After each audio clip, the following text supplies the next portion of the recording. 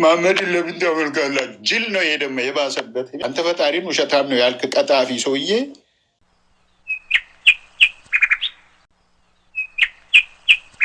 አላህ አንድ አምላክ ብቻ ነው ይላል እኮ እዚህ ላይ። አማልክት ሶስት ናቸው አትበሉ፣ ተከልከሉ። ለእናንተ የተሻለ ይሆናል።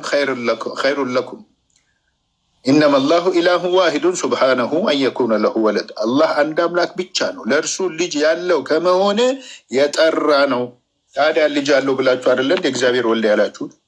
መንፈስ ቅዱስን ጨምራችሁ ወይም ሩህል ቅዱስ ተጨምሮ አይደለ እንደ እግዚአብሔር መንፈስ ቅዱስ ያላችሁት?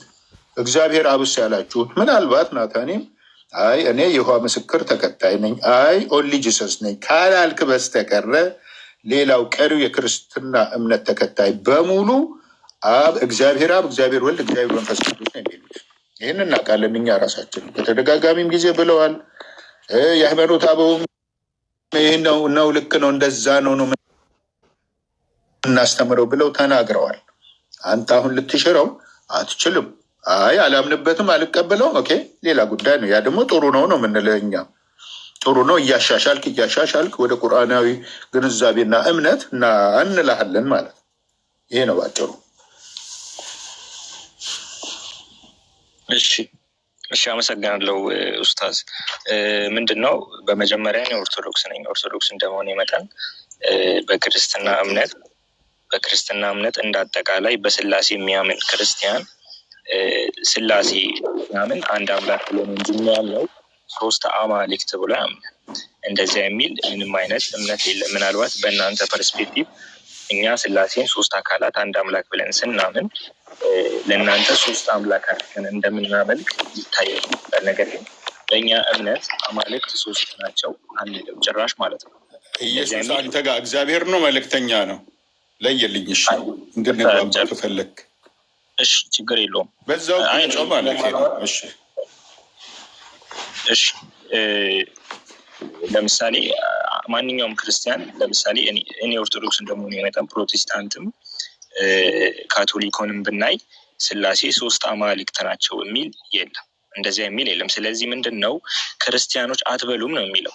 በዛ ጊዜ ምናልባት ብለው ይሁን አማልክት ሶስት ናቸው ክርስቲያኖች ብለው ይሁን አይዶን ነው። ግን ደግሞ እኔ እንደማውቀው ታሪክን እንዳጠናሁት ክርስቲያኖች እግዚአብሔር አንድ አምላክ ነው፣ በሶስት አካል የተገለጠ አንድ አምላክ ነው ብለው ነው የሚያምኑት። ስለዚህ እኛ ሶስት አምላክ ስለማንል ቁርአን ደግሞ አማልክት ሶስት ናቸው ይላሉ ብሎ በሐሰት ይከሰናል። ለምን ይዋሻል? አብ ወልድ መንፈስ ቅዱስ ሶስቱም አንድ ናቸው ትላላችሁ አትሉም? ኢየሱስንስ ደግሞ እግዚአብሔር ወልድ ነው ትሉታላችሁ አትሉም? እቺን ባጭሩ አስቀምጥልኝ። እሺ ኡስታዝ፣ እኔ አንድ አምላክ ነው ማመልከው ያልኩኝ፣ አይ ሶስት አምላክ ነው የምታመልከው ማለት አግባብ ነው? የጠየቅኩን ብቻ መልስልኝ እኮ። አይ ባጭሩ እኔ አንድ አምላክ ነው ማመልከው፣ እግዚአብሔርን ነው ማመልከው። ኢየሱስን እግዚአብሔር ወልድ ትለዋለህ አትለውም? እግዚአብሔር አብ፣ እግዚአብሔር ወልድ፣ እግዚአብሔር መንፈስ ቅዱስ ሶስቱም አንድ ናቸው ብለህ ታምናለህ አታምንም ነው? እቺ ብቻ ንገረኝ። አንድ መለኮት ብዬ አምናለሁ። እግዚአብሔር ማነው? አብ ወልድ መንፈስ ቅዱስ ሶስቱም አንድ ናቸው ትላለህ አትልም? አልኩኝ እኮ አንድ ናቸው፣ በመለኮት አንድ ናቸው። በቃ ስለዚህ እግዚአብሔር ሶስት ነው ብለህ ከማምለክ ውጭ አይደለም። አንተ አሁን እኛ ጋር እዚህ ልትዋሸን ፈልገህ ካልሆነ በስተቀረ ቁርአንን ልታስዋሽ ደግሞ አትችልም። እሺ እኔን ካላመናችሁ ነው ግጥም አድርገህ ይኸው መለስክልኝ እኮ። እኔ ሶስት አምላክ አለማመን የሚባል ነገርከኝ። ሶስት አምላክ ነው ማመልከው አልክ። እኔ መቻልኩኝ አላልኩም። ሶስቱም አንድ ናቸው ትላለህ አትልም ስልህ እላለሁ አልክ። አላልክም? መለኮት አንድ ናቸው ፐርሰናሊቲ እኔ የሚል እንዴ። እና ታዲያ ከስጋው ጾመኛ ነኝ ከበረቆ ስጦኝ ልትነት ትፈልጋለህ እንዴ? ካመልክ በኋላ ሌላ ምን እንበል ታዲያ? ስለዚህ ውሸቱ ተማሩት ማለት ነው። ኧረ ተው አንተ ነህ ቀጣፊ እንጂ አላህ ጋር ውሸት የለም። አውርዶት ወደዛ ነጂስ ረዳ አውርጆ ወደዛ መሐመድን ለምን ታመልካለህ በውሸት? ኧረ አውርጆ ይኸውላችሁ፣ ይኸው ጀመረ፣ ቆሻሻውን ጀመረ ማለት ነው። ለዚሁ ዓላማ ነው የሚመጡት። መሐመድን ለምን ታመልካላችሁ? ጅል ነው ይሄ ደግሞ የባሰበት የመጨረሻ። እኛ ነቢዩ መሐመድን ስናመልክ ማንም አላየም፣ ማንም አልሰማም፣ እኛም አናመልክም።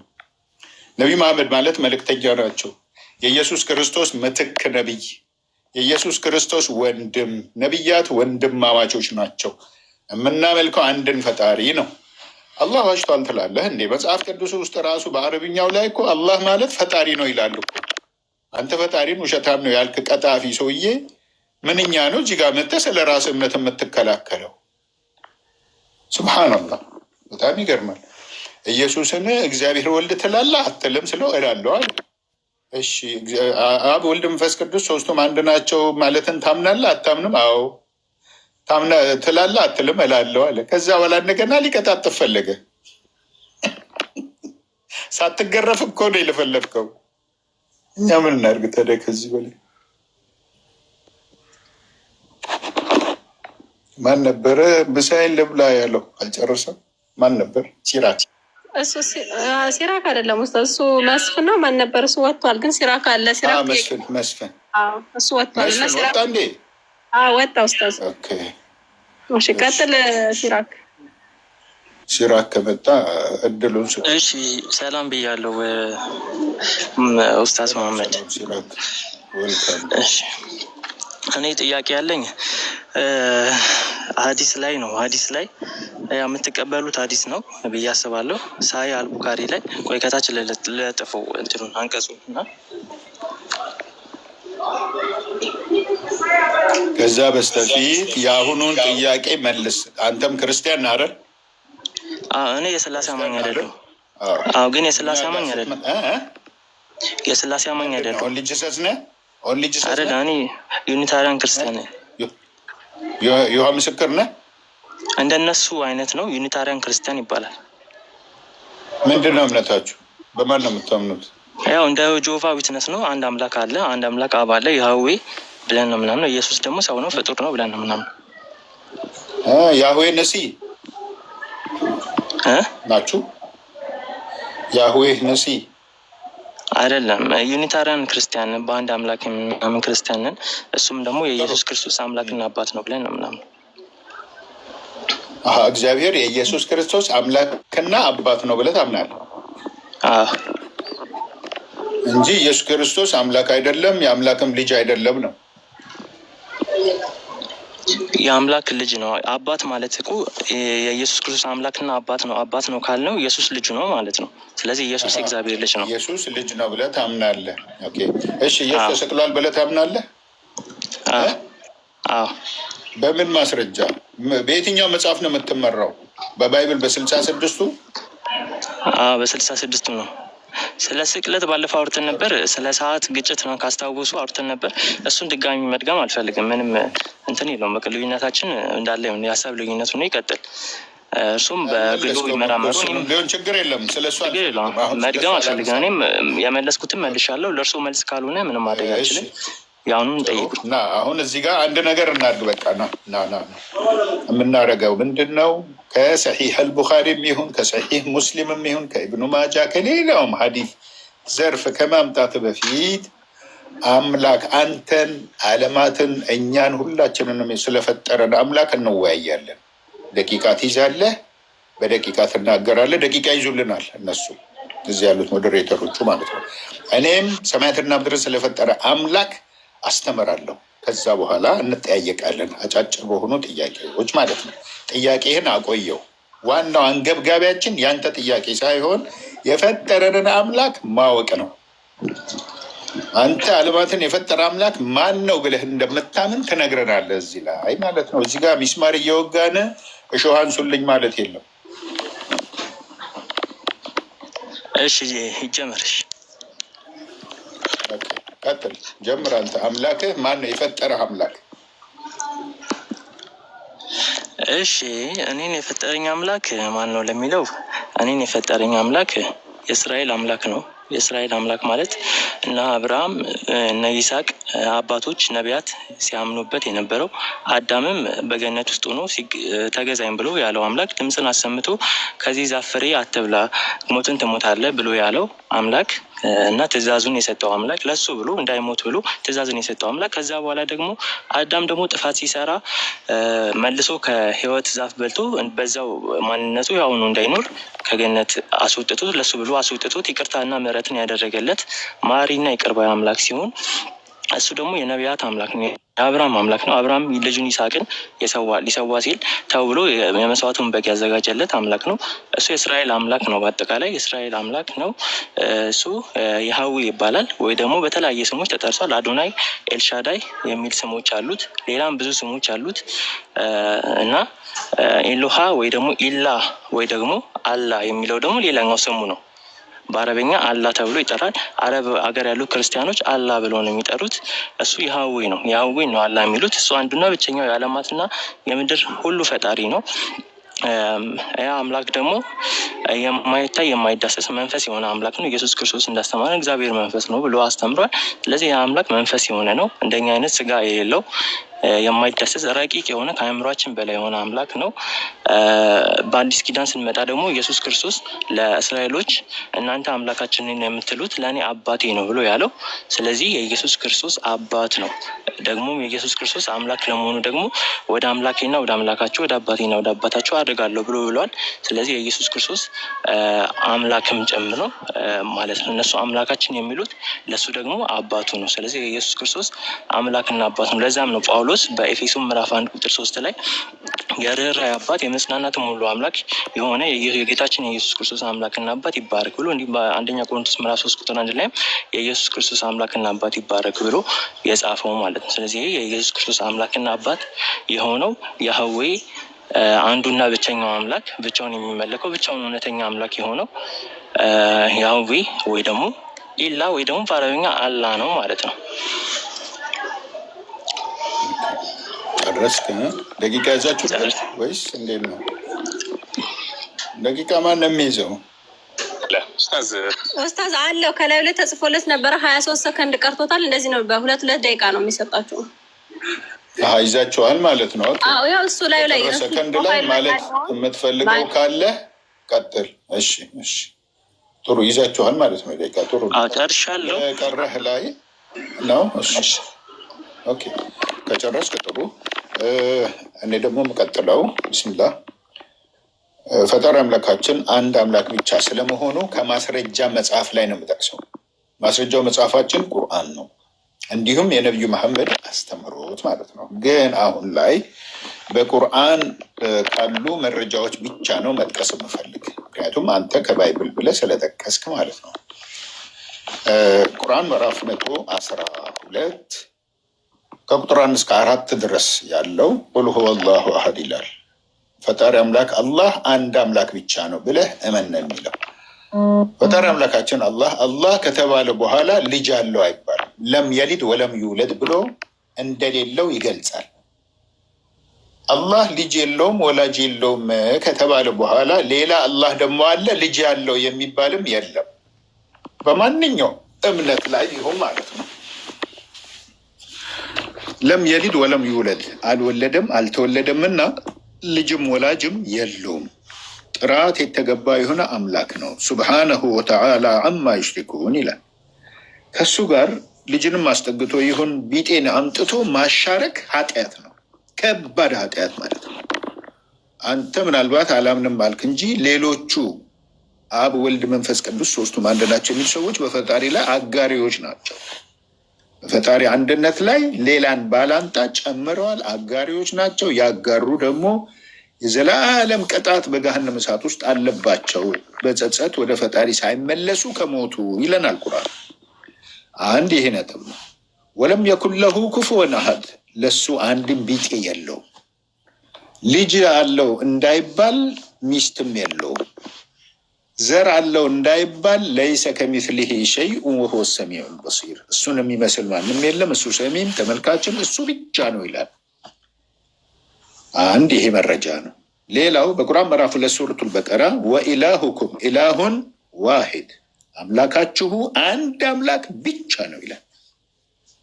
ላኢላሃ ኢላ ሁወ ረሕማኑ ረሒም፣ ከሱ በቀር ሌላ በእውነት የሚመለክ አምላክ የሌለበት የሆነ እጅግ በጣም ሩህሩህ አዛኝ የሆነ ጌታ ነው ይላል። ለፍጥረት ዓለሙ በሙሉ አዛኝ ነው ፈጣሪ አምላክ። የሰውን ልጅ ሲፈጥረው የመሞቻ ቀኑንም ጽፎለታል፣ ሲሳዩን ጽፎለታል፣ ቀድሮለታል። ጥንት ገና በእቅድ ውስጥ አስተካክሎልናል ማለት ነው። የምንኖርበትን ሀገር የምንሞትበትን ቦታ፣ የምንሞትበትን ሰዓት፣ የምንሞትበትን ምክንያት ጭምር ሳይቀር ጥንት በነበረው እውቀቱ አስተካክሎ ጨርሷል። ሁላችንም ወደ ታቀደልን ነው የምንጓዝ ማለት ነው። ወማ ተድሪ ነፍሱን ማዛ ተክሲቡ ገዳ ወማ ተድሪ ነፍሱን ቢአይ አርድን ተሙት ይላል። ነፍስ ነገ ምን እንደምትሰራ አታውቅም አለ። አዎ ማንኛውም ሰው ነገ ምን እንደሚሰራ አያውቅም። የት ቦታ እንደምትሞትም አታውቁም ይላል። አዎ የት እናውቃለን? በሄድንበት ነው ሞተን የምንቀር። ያ ማለት በተጻፈልን ሁኔታ ማለት ነው። ይህን የሚያደርግ ፈጣሪ አምላክ ብቻ ነው። ይህ ፈጣሪ አምላክ ግን ልጅ የለውም። ቅድም አንተ እንዳልከው ልጅ የለውም። ልጅ ካለው እንግዲያውስ ወራሽ አለው ማለት ነው። ወራሽ ካለ ደግሞ አባት ተብዬው ምን ይሆናል? ያልፋል። ዘመኑን ጨርሷል ተብሎ ይሰናበታል እንደማለት ነው። ይሄ ደግሞ አይሆንም። ለፈጣሪ የሚገባው ማንነት አይደለም። በሌላም እምነት የሚያምኑም ሰዎች ቢኖሩ አብም ወልድም መንፈስ ቅዱስም ሶስቱም አንድ ናቸው ብለው የሚልን እምነት ቢያመጡ እንኳን ተቀባይነት የሉም። አብ ወልድ መንፈስ ቅዱስ ሶስቱም አንድ ናቸው የሚለው እንዲሁም ደግሞ ወልድ መንፈስ ቅዱስ እያጠመቃችሁ ደቀ መዛሙርት አድርጉ የሚለውን ቨርስ ራሱ የማርቆስ ወንጌል ቨርስ ማለት ነው። እሺ ካለቀ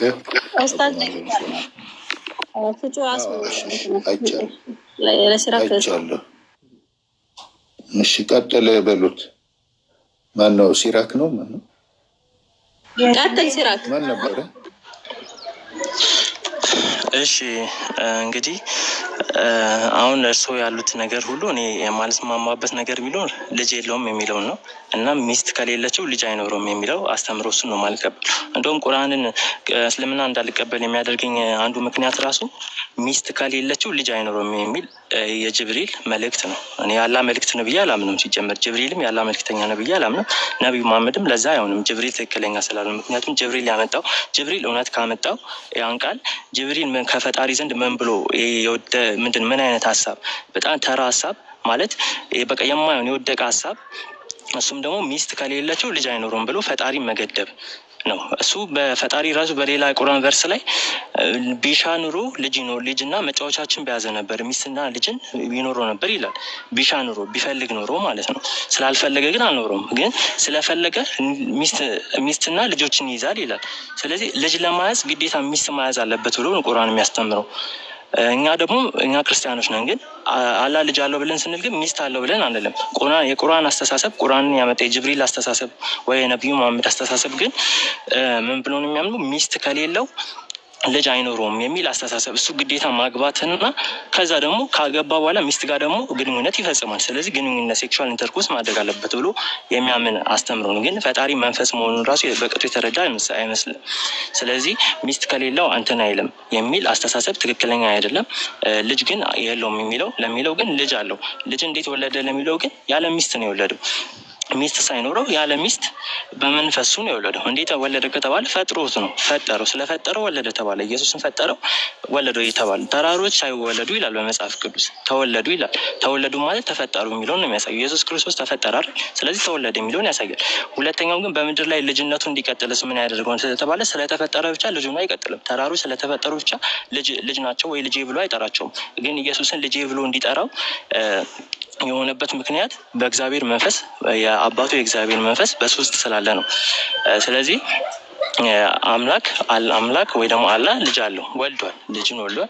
ልጁ ደግሞ ኢየሱስ ክርስቶስ ነው። ለምን ከተባለ ስለፈጠረው፣ ከዛ ደግሞ መንፈሱን በእርሱ ውስጥ ስላደረገ ልጁ ነው። በእግዚአብሔር መንፈስ የሚመላለሱ እነሱ የእግዚአብሔር ልጆች ናቸው ተብሎ ተጽፏል መጽሐፍ ቅዱስ ውስጥ። ስለዚህ ማንም በእግዚአብሔር መንፈስ የሚመላለስ እንኳን ኢየሱስ ክርስቶስ በእሱ የተፈጠረው ቀርቶ በእሱ መንፈስ የተፈጠረውና ከዛ መንፈሱም ደግሞ በኃይል እሱ ውስጥ ያለው ቀርቶ እኛ ትናንሽ ከእሱ ያነሰ መንፈስ ያለን እንኳን የእግዚአብሔር ልጆች ተብለን እንጠራለን። ስለዚህ እግዚአብሔር ልጅ አለው ወይ አምላክ ልጅ አለው፣ ልጅ ወልዷል የሚለው አስተምሮ መጽሐፍ ቅዱሳዊና እውነተኛ የሆነ አስተምሮ ነው። ኢየሱስ ክርስቶስም ራሱ አላም ከሰማይ ድምፅን አውጥቶ የመሰከረለት ድምፅ ነው ነገር ነው። ስለዚህ ሌላው ደግሞ እኛ ቅዱሳን ራሱ እነሱም ከእግዚአብሔር እንጂ ከስጋና ከደም አልተወለድም ተብሎ ለእኛም ተጽፏል። አለቀ። ደቂቃ ደርሳ ጨርስ። ያጠቃለው ተውለት። ቆይ ይጠቅልለው ሀሳቡን እንዳይበታተንበት። ቀጥል። ካላጠቃለው ወይ ደግሞ በኋላ ትመለሳለህ። አይ አንመለስም። አላቅም በኋላ እርስዎ ቀጥሉ። ትመለሳለሁ ያልኩህ ቆሽሽ እኔ እቀጥላለሁ።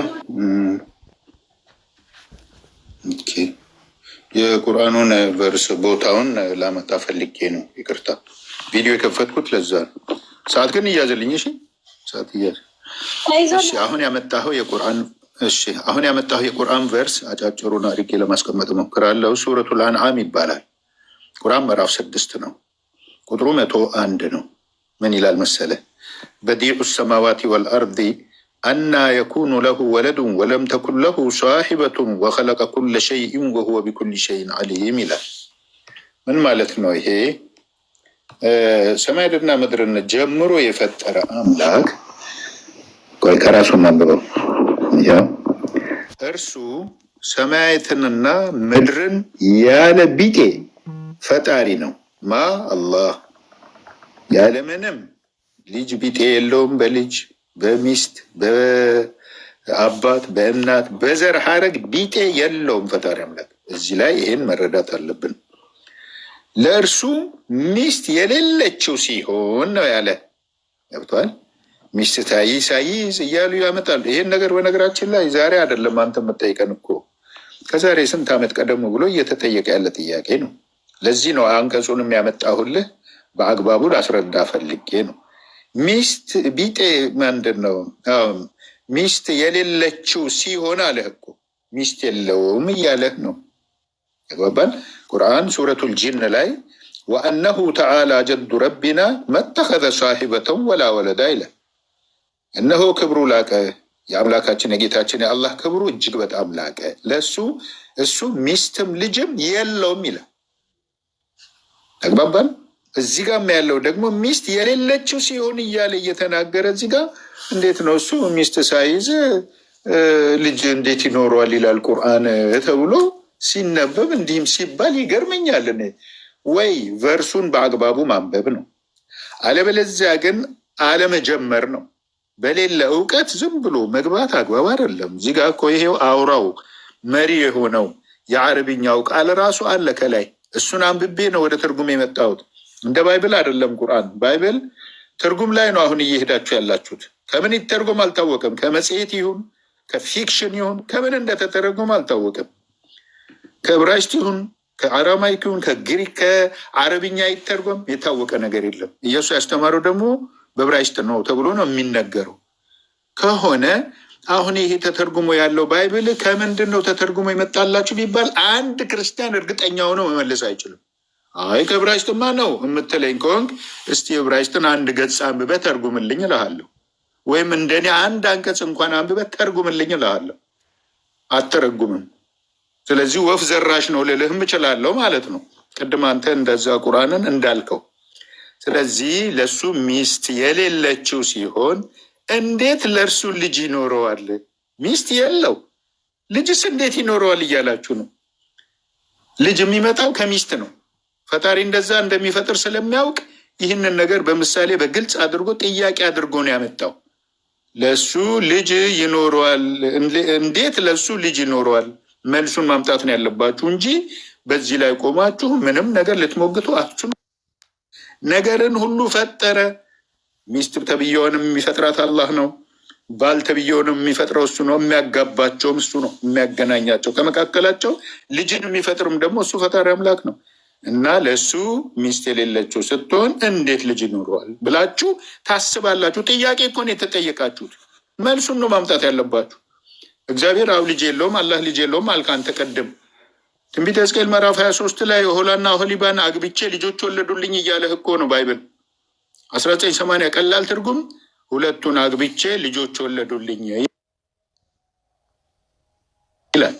1997 ባይብል ሁለቱንም አግብቼ ልጆች ወለዱልኝ ይላል።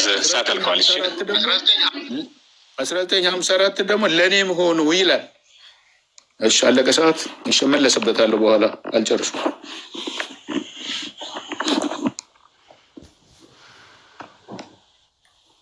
እሺ እኔም ቅድም ያልጨረስኩት ሀሳብ አለ ልቀጥላ። እሺ ሰዓት ያዙ እና ቅድም ያልጨረስኩት ሀሳብ ምንድን ነው? እርሱ ያሉት ምንድን ነው? አላህ ልጅ እንዲኖረው ግዴታ ልጅ ካለው ማለት ልጁ ወራሽ ነው የሚሆነው። ስለዚህ ውርሱን ስለሚሰጥ እሱ ከዛ በኋላ አይኖርም። ምክንያቱም ሰው ውርስን የሚያወርሰው ከሞተ በኋላ ስለሆነ እሱም ውርስን ለማውረስ መሞት ይጠበቅበታል፣ ከዛ በኋላ አለመኖር ይጠበቅበታል ነው ያሉት። ግን ፈጣሪ በመሰረቱ የሚሞት አይደለም። ግን ልጅ አለው ብለን ስንል በእርግጥ ልጆቹ ምን ይሆናሉ? ወራሽ ይሆናሉ። ልጆች እንደውም ይላል መጽሐፍ ቅዱስ ላይ እንደውም ይህን ሀሳብ የእርስዎን ሀሳብ ይናገራል። ልጆች ከሆናችሁ ደግሞ ወራሾች ናችሁ ይላል። በክርስቶስ ኢየሱስ ልጆች ከሆናችሁ ደግሞ ወራሾች ናችሁ ይላል። ስለዚህ እኛ የእግዚአብሔር ልጆች ስንሆን ወራሾች ነን። ኢየሱስ ክርስቶስም ደግሞ ከእኛ ጋር አብሮ መንግስቱን ይወርሳል። መንግስት ውስጥ እሱ ንጉስ ቢሆንም ግን ያ ንጉስም ቢሆን የእግዚአብሔርን መንግስት ይወርሳል እሱ ራሱ።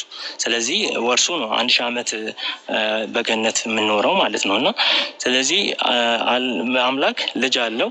ከዛ ግን ልጁ ምን ያደርጋል ነው? ይወርሳል። ሲወርስ ግን የእሱ መንግስት ሲወርስ ግን አምላክ መንግስት አይኖረውም ማለት አይደለም። የዛ የመንግስቱ ራስ ክርስቶስ አለ። ክርስቶስ አንዱ ወራሽ ነው። ከዛ የክርስቶስ ራስ ደግሞ እግዚአብሔር ነው ይላል። ስለዚህ እግዚአብሔር በመንግስት ውስጥ ዋና አስተዳዳሪና ኃላፊ ነው። ግን እሱ መንግስቱ ለምሳሌ አባት ውርስን ለማውረስ ለምሳሌ ቤት ካለ ቤት ውስጥ ይኖርበታል፣ ቤት ውስጥ ይጠለልበታል ነው።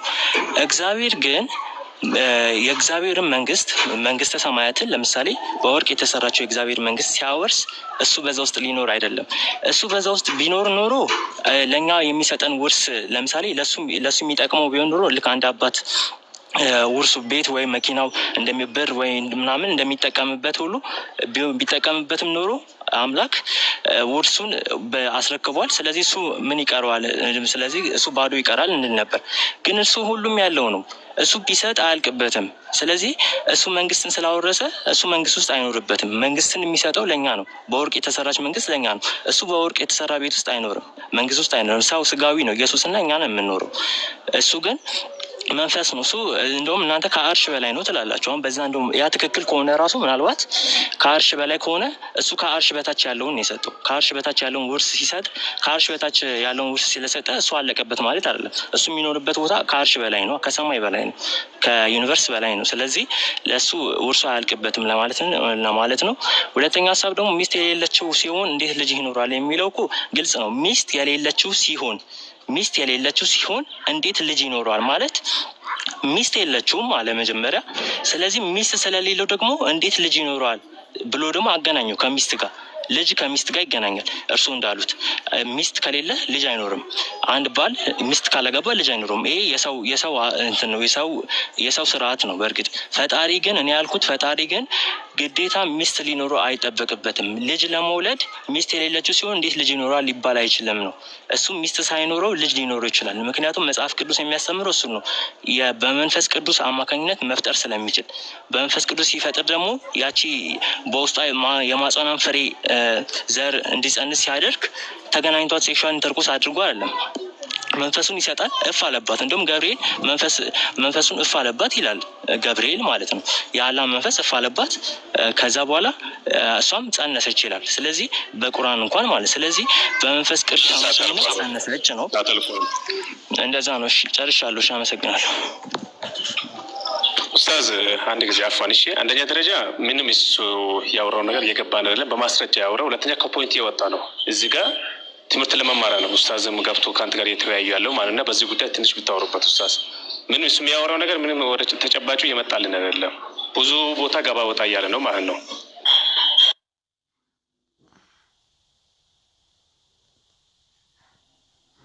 ኡስታዝ እያወራ ከሆነ የሚወት ነክ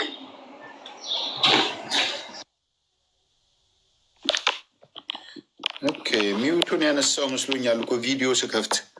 እሺ አሁን ወንድማችን ጀማል ያልከውን ሀሳብ ላመጣ ነው እኔ ራሴ እዚህ ጋር። አሁንም ማን ነበረ ሲራክ? በደንብ እንድትረዳ የምፈልገው አንድ ነገር አለ። በ5 ደቂቃ ብትገድቡልኝ ደስ ይለኛል። ምክንያቱም ይሄ ዝም ብሎ ቆረጥረጥ ያለ እኔ በማስረጃ እያመጣሁ እዚህ ጋር ከሱ ጋር እኩል ደቂቃ ስትሰጡኝ ይገርመኛል። እዚህ ጋር ለሱ ሚስት የሌለችው ሲሆን የሚለውን ሀሳብ በደንብ ተረዳው። ለሱ ሚስት የሌለችው ሲሆን ማለት የሌለው ሆነ፣ ሚስት የሌለው የሆነ አምላክ ነው ማለትም ነው እኮ የሚያስይዘን። እያወቅ ካልሆነ በስተቀረ ይሄ በደንብ ግልጽ ነው። እሺ ቀጥሎስ እንዴት ለእርሱ ልጅ ይኖረዋል አለ። ልጅ የለኝም አለህ። ደግሞ እዚህ ጋር በግድ ልጅ ልታሳቀፍ ትፈልጋለህ እንዴ? ግልጽ ነው እኮ የተቀመጠው። ሚስት እንደሌለው ገለጸ፣ ልጅም እንደሌለው የገለጸበት ስፍራ ነው። እዚህ ነገር ላይ መመላለሱ አስፈላጊ አይመስለኝም። ሲቀጥል ለንግግሮች በአጠቃላይ ቁርአናዊና እስላሚክ መረጃ ነው የተጠቀምከው። ታዲያ ስለማ ሻሃደተይን መያዝ መመስከር ይኖርብሃል ልፈልጋለሁ። በእርግጥ ይሄ በፍላጎትህ ነው የሚሆነው፣ ግዴታ የለውም። እንዲህ እውነት ከሆነ ቁርአኑ የሚለው እንደውም ከአርሽ በታች ያለውን ለእኛ ሰጠን፣ እሱ ከአርሽ በላይ ሆነ አለክ። መረጃ የለህም ነው ከባይብል? አንድ ሁለተኛ ልጅን ለመያዝ ሚስት መኖር አለበት። ለዚሁ ትንቢተ ሕዝቅኤል ምዕራፍ 23 ከቁጥር 1 እስከ 5 ድረስ ባለው ላይ ግብፅ ምድር ላይ አመንዝሮች የነበሩ ሁለት እህትማቾችን እግዚአብሔር አግብቷቸው ልጆችን እንደወለዱለት ተናግረዋል። ሚስት ስለያዘ ምን አደረገ? ልጆች ወለዱለት። እነኛ ልጆች ግን እነማን ናቸው? አልታወቁም። አንተ ግን መጥተህ ማንን ነው ልጅ እያልከኝ ያለኸው? ኢየሱስ ክርስቶስን። በሌለ ሂሳብ እኮ ነው። ትንቢተ ኤርምያስ ምዕራፍ 31 ቁጥር 9 ላይ እግዚአብሔር ምን አለ? እኔ ለእስራኤል አባት ነኝና ኤፍሬምም በኩሬ ነው ያለ። ከክርስቶስ በፊት በኩሮች አሉ፣ ብዙ በኩራት አሉ። ተግባባን? እነዛን ሁሉ ጥለህና ትተህ መጥተህ እዚህ ጋር ኢየሱስ ክርስቶስ የእግዚአብሔር ልጅ ነው ስትል ለምንድን ነው እንደዛ ያልከው? እናት አለችው እኮ ኢየሱስ ክርስቶስ። እግዚአብሔር ሚስት የለውም ግን ልጅ አለዋል። ያለ ሚስት ነው የወለደው አልክ። ታዲያ ኢየሱስን ማርያም ነች የወለደችው። እዚህ ጋር እንዴት ነው እሱ ያለ ሚስት ነው የወለደው የምትለኝ? ለማለት ፈርተህና አፍረ ካልሆነ በስተቀረ ይኸው ሚስት እንዳለችው እኮ እያመላከተ ነው መጽሐፉ ላይ። ማን ማርያምን ሚስት ሊያደርግ እንዳሰበ ያመለክታል። ለዛ ደግሞ አንድ የግብፅ እንትን ምንድን ናቸው? ቄስ ጳጳስ ናቸው። ቄስ ወላሂ ቪዲዮን እየፈለግኩት ነው በሌላ ሞባይሌ። ሀቂቃ እሱ ቪዲዮ አለ እኔ ጋ፣ ከሱ ላይ ማምጣት እችላለሁ ማስረጃ። መርየምን ለእሱ ሚስት አድርጎ ዒሳን እንደወለደባት የተናገረበት ፓርት ማለት ነው። በጣም አስደንጋጭና እድሜን ሙሉ ባይብልን ሳነበው እንዲህ አይነት ነገር ሰምቼ ማይቼም የማላውቀው ሰውዬ እንደዚህ አይነት ነገር ሰምቻለሁ ማለት ነው። እናመጣዋለን ሌላም ጊዜ ቢሆን ኢንሻአላህ፣ የትም አይሄድም። ግን አሁን ባገኘው ደስ ይለኝ ነበር። ብስሚላህ ሰላም ሀሳብ እችላለሁ በዚህ ጉዳይ ላይ አሁን አችልም።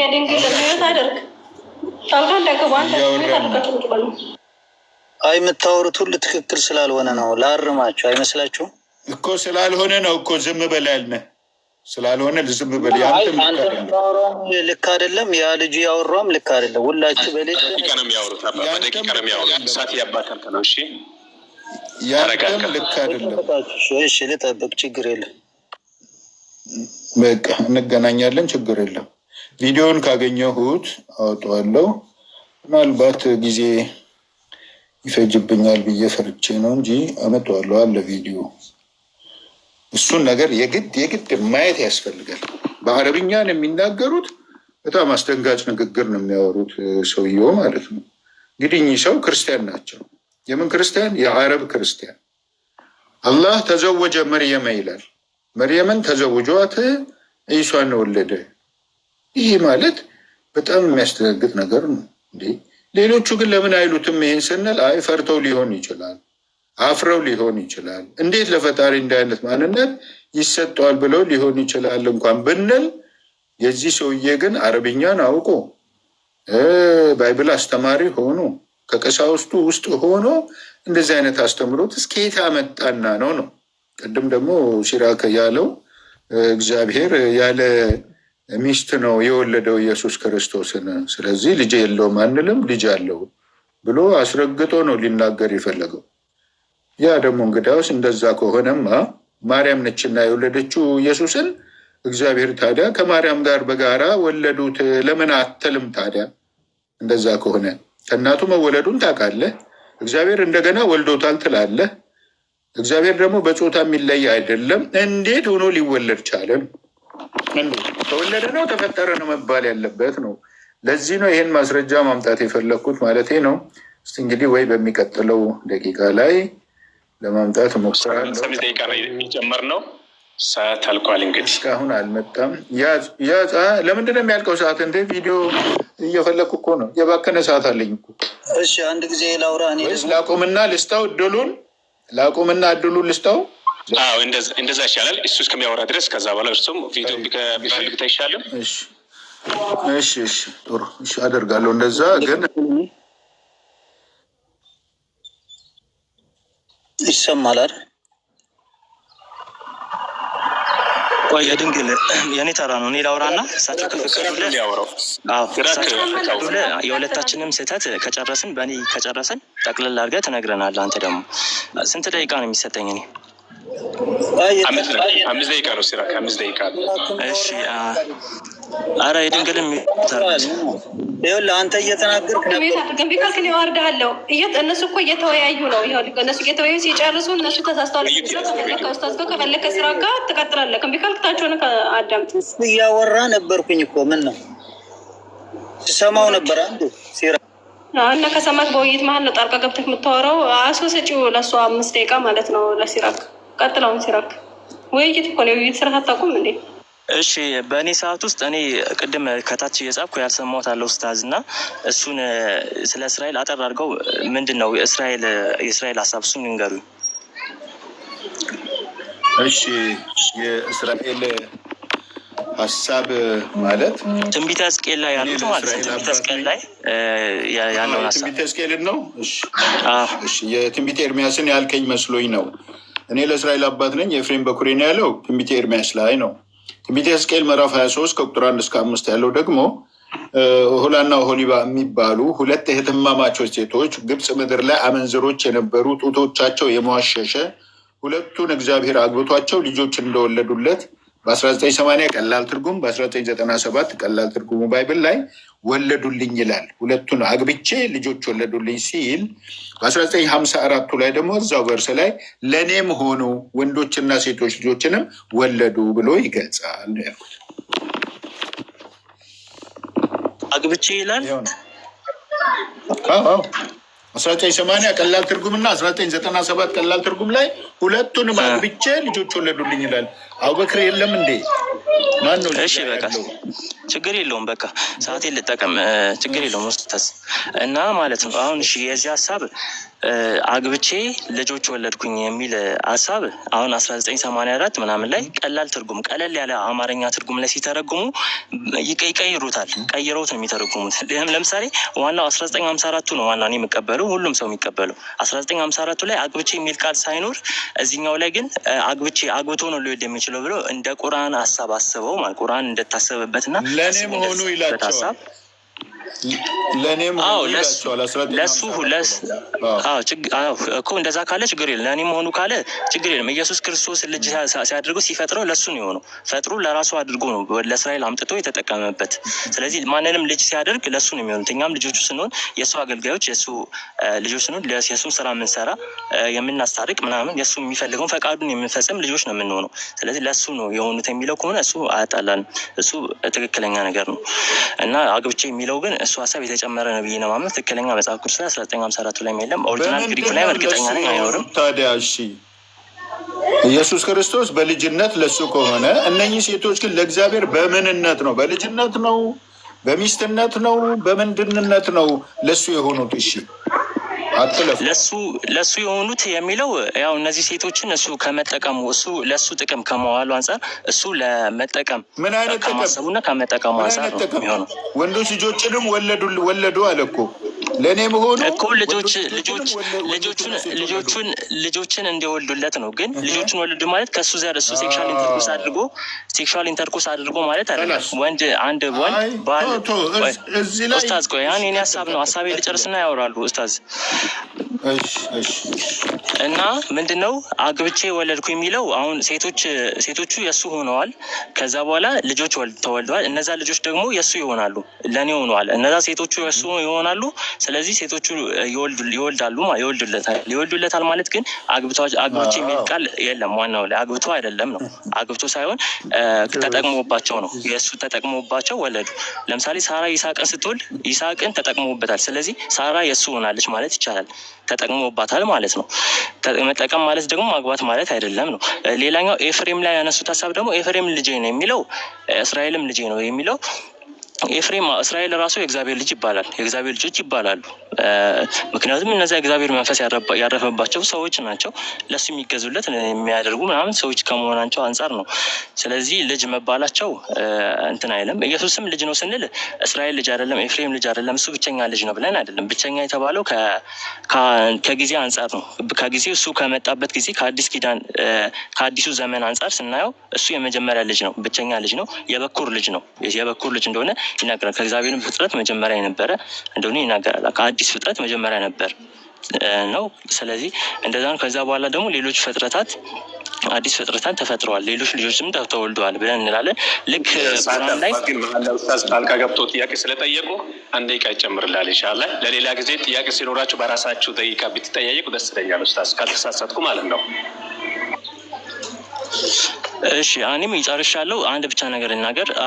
ለምሳሌ ቁርአን ላይ መሐመድ እኔ የመጀመሪያ ሙስሊም ነኝ ይላል። የመጀመሪያ ሙስሊም ነኝ ሲል እናንተ ምን ትላላችሁ? የመጀመሪያ የተባለው እሱ ከመጣበት ጥያቄ ልጠይቅ አይደለም፣ ጥያቄ ልጠይቅ ነው። ሀሳብ ነው ኡስታዝ። እና መሐመድ የመጀመሪያ ልጠይቃቸዋል። አንድ ነገር ልበል ነው ያልኩት። እሺ እና ስለዚህ መሐመድ የመጀመሪያ ሙስሊም ሲባል እሱ ከመጣበት ጊዜ አንጻር ነው ይባላል። እና እንደዛ ከሆነ ይህም ኢየሱስ ክርስቶስም የመጀመሪያ ልጅ ወይ የበኩር ልጅ የሚባለው እሱ ከመጣበት ጊዜ አንጻር ነው። እሱ የመጀመሪያ ሙስሊም የተባለው ከሱ በኋላ ያሉት ደግሞ ሌሎች ከሱ ተከታይ ሙስሊሞች እንደሆኑት የመጀመሪያ እሱ የመጀመሪያ ሙስሊም ነው፣ ኢየሱስም የእግዚአብሔር የመጀመሪያ ልጅ ነው ብለን እንደዛ ነው የምንረዳው። ያ ማለት ግን ከመሐመድ በፊትም ብዙ ሙስሊሞች ነበሩ። ነቢያትም ሙስሊም ናቸው። አዳም ሙስሊም ነው ትላላችሁ። ከኢየሱስ ክርስቶስም በፊት ደግሞ አዳም ራሱ ሙስሊም እንትን የእግዚአብሔር ልጅ ነው ይባላል። ስለዚህ መሆኑ ችግር የለም። የኢየሱስን የእግዚአብሔር ልጅነት አይፈቅም።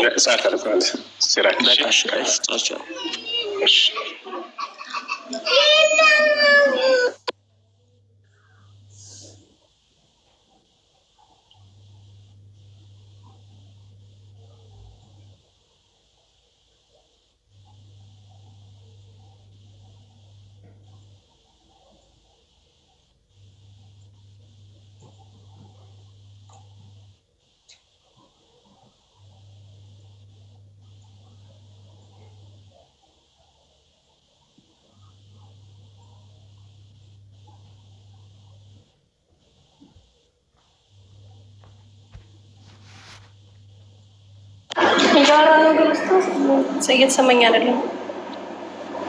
እሺ እኔም የተሰማኝ አይደለም። እኔ ጋር አይደለም። ጨርሷል ነው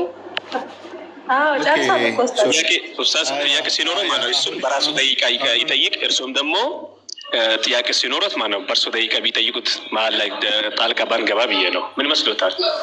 አብሽር አሁን ያቀረበውን የቁርአን አያ በተመለከተ እሱን ነበረ የምፈልግ የነበረው። አግኝቼዋለሁ። ሱረቱል አንዓም ላይ ነው። ሱረቱል አንዓም ነው አይደለ? ወአና አወሉል ሙስሊሚን የሚለው በምንድን ነው? ሶሪ ቁል ኢነ ሰላቲ ወኑሱኪ ወመሕያየ ወመማቲ ሊላሂ ረቢል ዓለሚን ላ ሸሪከ ለሁ ወቢዛሊከ ኡሚርቱ ወአና አወሉል ሙስሊሚን የሚለውን ከትንቢተ ሕዝቅኤልም ጋር ይሁን ከትንቢተ ኤርሚያስ መጽሐፍ ጋር ከነ ያዕቆብና ከነ ኤፍሬም ጋር ልታገናኘው አትችልም በጭራሽ። ምክንያቱም መጀመሪያ ቁርአን የፈጣሪ ቃል ነው፣ ባይብል ደግሞ የሰዎች ታሪክ ነው። ይህን ማንም ያውቃል። ያንን ከዚህ ጋር አምጥተህ ለአንተ መረጃ እየተጠቀምክ ነው። በነገራችን ላይ ከቁርአን ብዙ መረጃዎችን እየተጠቀምክ ነው። እኔ ደስ ብሎኝ ነው ዝም ያልኩ ምክንያቱም እዛ ያላገኘኸውን እዚህ ልታገኝ ስለምትችል ማለት ነው። ይሄ ነው ኩረጃ ይሉሃል። ይሄ ነው ችግር የለውም እሱ።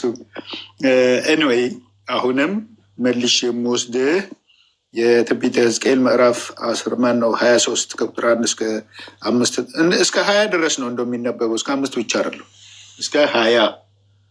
እነዚህን ሴቶች ለእኔም ሆኑ ያለው ለሱም ሆኑ ተጠቅሞባቸው ልጆች ወለዱ እያልክ ልታልፈው ፈለግ። ጥሩ 1980 እና 1997ንም ያሳተመው መጽሐፍ ቅዱስ ማህበር ነው። እሱን ደግሞ እንደገና ያሳተሙት ደግሞ ሶስቱ የአብያተ ክርስቲያናት ህብረት ናቸው።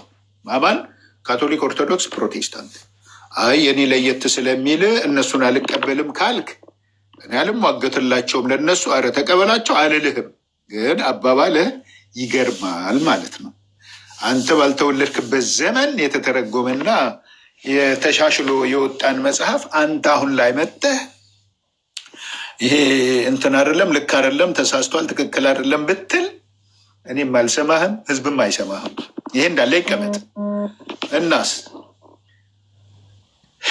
ሁለቱንም አግብቼ ልጆች ወለዱልኝ ብለዋል እግዚአብሔር። ፊኒሽድ። ማግባቱን ነግሮሃል፣ ከነጋብቻው መውለዱንም ነግሮሃል። ከሁለቱም ሴቶች ለዛው ትንቢተ ሕዝቅኤል ምዕራፍ 16 ከቁጥር 1 ጀምሮ ደግሞ ኢየሩሳሌም የምትባልን ሴት እንደዚሁ በሚስትነት እንደያዛት ተገልጿል። ይውለዱ አይውለዱ አዶን ነው። ሌላም ቦታ የሰራዊት ጌታ እግዚአብሔር ባልሽ ነው ይላል ትንቢተ ኢሳያስ ላይ። አሁን እግዚአብሔር ብዙ ቦታ ላይ ባል ነው። ፈጠረ አምላካችን አላህ ደግሞ በቁርአን ወአነሁ ተዓላ ጀዱ ረቢና መተኸዘ ሳሂበተን ወላ ወለዳ፣ እነሆ የጌታችን ክብሩ ላቀ እሱ ሚስትንም ልጅንም አልያዘም ብሎ ነው አስረግጦ የተናገረው። ቁርአን ምዕራፍ 112ም ይሄንኑ ነው የሚገልጽ። ቁርአን ምዕራፍ 101ም የቀድሞ አያ ይሄንኑ ነው የሚያብራራው። ስለዚህ ለፈጣሪያችን ለአምላካችን ለዓለማቱ ጌታ ለአላህ ልጅን መያዝ አይገባውም። ይገባዋል ብለህ የምታመጣ ከሆነ በፈጣሪ ላይ ቀጥፈሃል ማለት ነው። ይህን ነው የምናስቀምጥና በፈጣሪ ላይ ቀጥፈት ደግሞ ክህደት ነው። ክህደት የዘላለም ቅጣትን ያስከትላል። ጥንቃቄ በማድረግ በይቅርታ ጥየቃ ወደ እስልምና ወደ ተፈጠርክበት እምነት ብትመጣ ያዋጣሃል ነው። ይህንን ካልኩ በኋላ መጨረሻ ላይ በላኢላሃ ኢለላህ ትርጓሜ አጠቃልላለሁ። እኛም በዚሁ እናጠቃልላለን። ከአሁን በኋላ ሊኖረን የሚችለው ምናልባት ቃል በቃል መጠያየቅ ሊሆን ከቻለ እኔ የተወሰኑ ደቂቃዎች ናቸው የሚቀሩኝ ፕሮግራሜን ላጠናቀቅ ማለት ነው። መጨረሻ በተውሂድ ያልኩት ምንድን ነው? አንተ አላህም በለው ያህዌም በለው ዩሃም በለው እግዚአብሔርም በለው አልፋ ኦሜጋም በሉት ምንም ይባል ላኢላሃ ኢለላህ በሚለው ቃል ተረፍርፏል። ሁሉ ከአላህ በቀር በሀቅ የሚመለክ አምላክ የለም በሚለው እኛም እኮ በአረብኛው ባይብል በክርስቲያኖቹ አረብኛ ባይብል ላይ እኮ አላህ የሚል እኮ አለን የምትሉ እንኳን ከሆነ ቃሉ ብቻ ነው ያለው። አሊፍ ደብላምና ሀ ሲገጣጠም አላህ ይሆናል። ጽሁፉ ብቻ ነው ያለው እናንተ ጋር እንጂ የፈጣሪን ሲፋ ባህሪያቶችን በጠቀለለ መልኩ አይደለም። ሌሎች የባህሪያት ስሞችን ባጠቃለለ መልኩም አይደለም። ፈጣሪን በፈጣሪነቱ በመግለጽም አይደለም። በብቸኝነት መመለኩን አምናችሁበትም አይደለም። ይህ ሁሉ ግን ተሟልቶ ያለው የት ነው? ኢስላም ውስጥ ብቻ ነው ያለው። ስለዚህ ላኢላሃ ኢለላህ በሉ ትድናላችሁ። ከአላህ በቀር በእውነት ሊመለክ የሚገባው ማንም የለም። ለዚሁ ፐርፐዝ ነው የምንመገበው፣ ንጹህ አየር የምንተነፍስ የምንቋደሰው፣ ከንጹህ ውሃ የምንጠጣው፣ አልባሳትን ለብሰን አውረታችንን የምንሰትረው፣ ቀኑ እየመሸልን ሌሊቱ እየነጋ ወደምንፈልገው ስራ ተግባራትን የምንንቀሳቀሰው፣ ወራትን ሳምንታትን የምንቆጥረው ማለት ነው። ስለዚህ ከፈጣሪ በቀር በእውነት የሚመለክ አምላክ የለም ነው። ኦኬ ከአሁን በኋላ ያለውን ያው እሱ ጀምሮ ነበረ፣ እኔ ጨርሻለሁ። እዚህ ላይ ከአሁን በኋላ ያለው የውይይት ሂደት መሆን ያለበት አጫጭር ጥያቄዎችን መጠያየቅ ነው ወይስ ደግሞ በይደር ማሳለፍ ነው?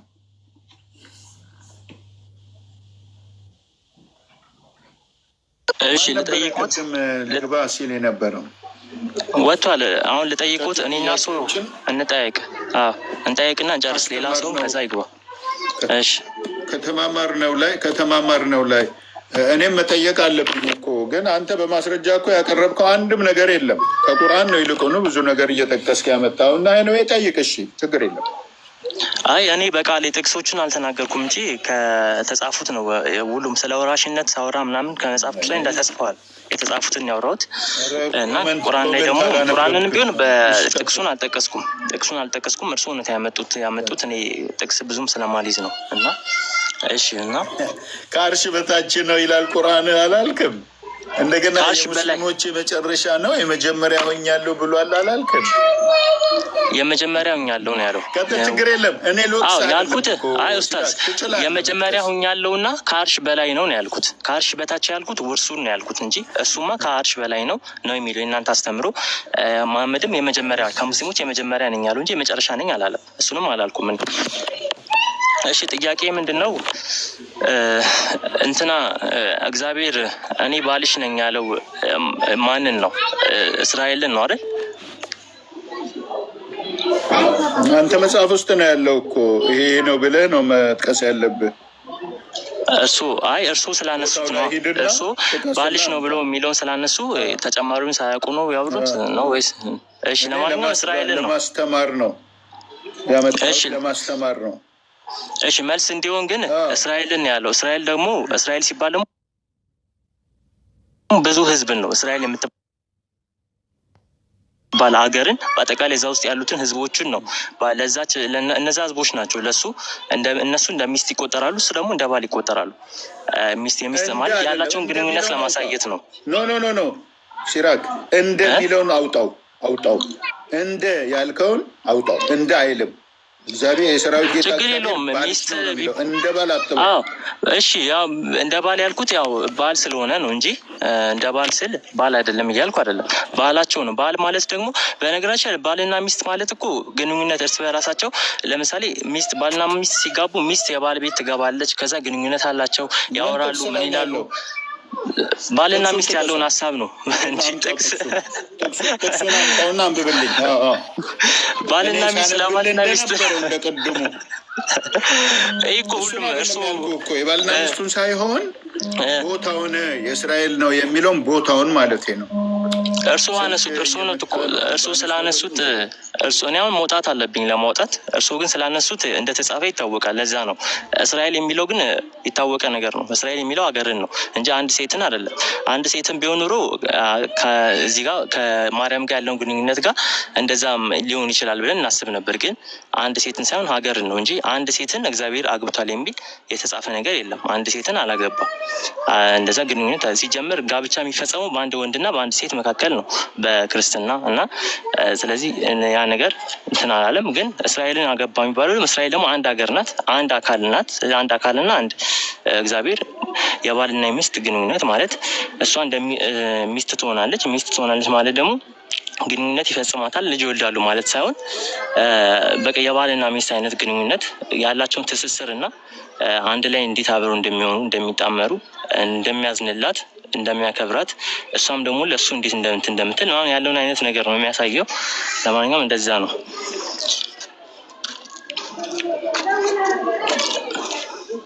ሌላ መጠይቆት ሲራክ በመሀል ኧረ ቆይ እንዴ አንተ ብቻ ጠያቂ ሆንክ እኮ እኔም እኮ ጠይቃለሁ። እሺ ቀደም እዚህ ላይ ግን ከተናገርከው ላይ ማለት ነው መጀመሪያ ከቁርአኑ አንቀጽ ነቢ መሐመድ የሙስሊሞች የመጀመሪያ ሆኛለሁ ብሏል የሚለውንም እንደ ጥያቄ እንደምታመጡ ታውቃለሁ እኮ። ያ ማለት ለተላኩለት ህዝብ መጀመሪያ ሙስሊም ናቸው። ሙስሊም ማለት ደግሞ ታዛዥ ማለት ነው። አብርሃምን በዘመኑ ለነበሩ ህዝቦቹ የመጀመሪያ ሙስሊም ነው። ሙሳም የመጀመሪያ ሙስሊም ነው። ይሄ ሁሉ በቁርአን አለ። ስለዚህ በዛ መልኩ ተረዳው ማለት ነው። በዚሁ አጋጣሚ ችን ቅድም አልፊያት ስለነበረ ነው ከይቅርታ ጋር። ሲቀጥል አሁን እስራኤልን እግዚአብሔር እስራኤልን ነው ህዝቡን ነው እግዚአብሔር የሰራዊት ጌታ እግዚአብሔር ባልሽ ነው ያለው አልከኝ። ይሄ እኮ ለፈጣሪ አይገባውም እኮ ነው እያልኩ ያለሁት እኔ። ለፈጣሪ ማንነት ይህ አይነቱ አገላለጹ ራሱ አይገባውም። ባልነት አይደለም እኮ ለፈጣሪ የሚገባው፣ ፈጣሪነት፣ ጌትነት፣ አምላክነት፣ ገዢነት ነው የፈጣሪ ድርሻው። ባል እኮ ሰውንና ሰውን ነው እኮ ባልና ሚስት ያደረገ። ባል ማለት ምን ማለት ነው? ባል ከሆነ እንግዲያውስ ልጆች አሉት፣ ይወልዳል ካገባት ሴት። ባልና ሚስቶች ልጆች ወለዱ ያለ ይባዛሉ ማለት ነው። ፈጣሪም ተባዛ በሚለው ወሰድከው ማለት ነው። እና ይህን አባባል ቅድም አንተ አንድ ያልከው ነገር አለ መግቢያችን ላይ መጽሐፍ ቅዱሱ የተቀየረበት ቦታ እንዳለ 1980 ተሻሽሎና በሌሎች ሰዎች እንደታረመ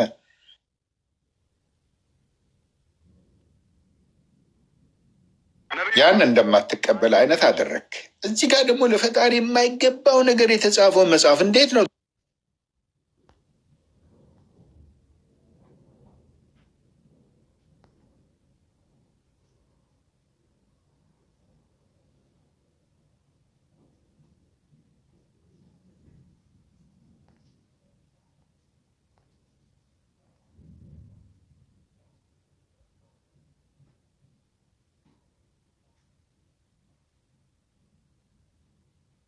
እያሉህ ነበር? አላስተዋልክም መሰለኝ። ማስረጃ አምጣ እንጂ ያለ ማስረጃ ለምንድን ነው የምታወራው እያሉህ ነበረ።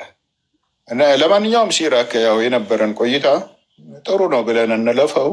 ሁሉም ቢሆን የአቅሙን ያህል ነው የሚወያየው። በተቻለህ መጠን ግን ባለ ማስረጃ ሁን። ማስረጃ አቅም ነው፣ እውቀትም አቅም ነው። በተለይ እንዲህ ለሚወያይ ሰው፣ ከሌሎች ወገኖች ጋር ዲቤት ለሚያደርግ ሰው አቅም የሚሆነው ድምፁ አይደለም ማንነቱም ሳይሆን ማስረጃው እምነቱና እውቀቱ ነው መሆን ያለበት። እውቀትን እንግዲህ አላህ እውቀትን እንደሚጨምርልን እንደሚሰጠን ቃል ገብቶልናል እኛ እና በዛ መልኩ መሆን አለበት ነው። ቅድም ይሄን በዚሁ እንዝጋው ይበቃናል። ቆይ እኔ የምናገረው ነገር አለ ኡስታዝ፣ ይቅርታ። የለም አይ አልጨረስንም። ጥያቄ ስላለኝ ነው። አንዴ አቆመው። ሲራክ ጥያቄ አለኝ። እየሰማኸኝ ነው? ይኑርሃ ጥያቄ ለእርሱ እኮ ነው። እርሱ ከተናገሩት እርሱ እናንተ አንድ አምላክን አትገዙም አሉት። በየትኛው ማስረጃ ነው ሆነ? ተረኛ እኔ ነኝ። በቃ ተረኛ። አይ እርሱ ብቻ ሙሉ ተረኛማ አይሆኑማ። ተራ በተራ አልጨረስንም ውይይታችን ገና። በሰላም ይለቅ። መች ጠየቅኩ? ካልጠየቁኝ እኔ ልጠይቁታለሁ። እንዳይመጣ ነው። እኔ ጠይቁታለሁ። እርሱ ሀሳብ አወራ፣ እኔ ሀሳብ አወራለሁ። አይ ልጠይቅህ ነው። እኔ አወራለሁ ስል ነው እንደሚጠይቁኝ። አልጠይቅም፣ ጥያቄ የለኝም ብለዋል። ስለዚህ አሁን እኔ ሀሳብ እናገራለሁ፣ ከዛ እርሱ ይናገራሉ። እችላለሁ።